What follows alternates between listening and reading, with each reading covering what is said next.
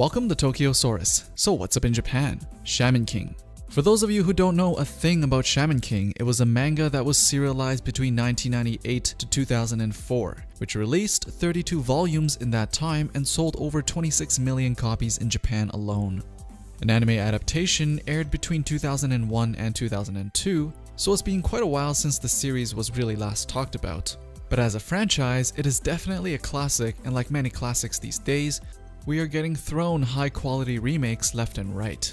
Shaman King manga creator Hiroyuki Take posted a tweet on Valentine's Day yesterday telling the world he has turned down plans to make a new Shaman King anime because they didn't let him use the original anime's voice cast and music. He ended off the tweet by saying that he still hopes that another opportunity will arise in the future, implying that he's open to new discussions, but obviously with the requirement that they'll let him use his old cast for the job. Sounds a bit like he's suffering from a serious case of nostalgia, but I think it's more like how much he treasures the relationships he's formed during the time he worked on the Shaman King anime. As a manga writer, it is rare that one is as involved as Take in the production of the anime.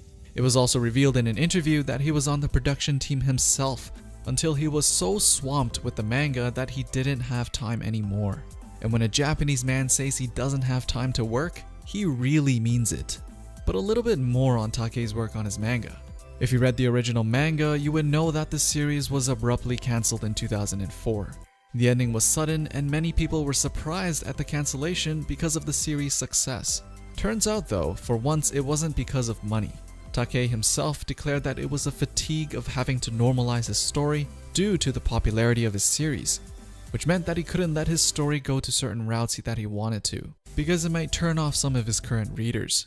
And reader surveys have a huge impact on the manga's production as well. It is pretty much the audience's response that lets the author keep his job.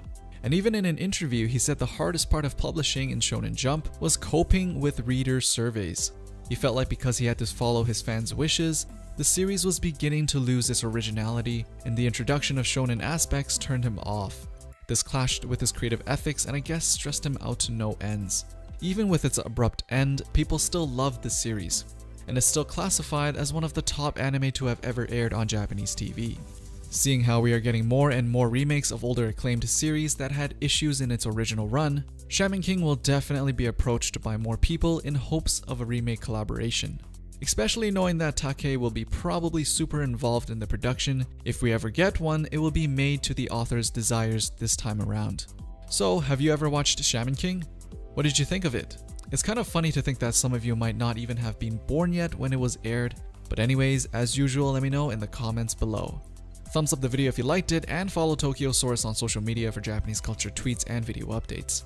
And make sure you're subscribed so you can get the latest things people are talking about in Japan right in your inbox. Thanks for watching, and I'll see you guys in the next one.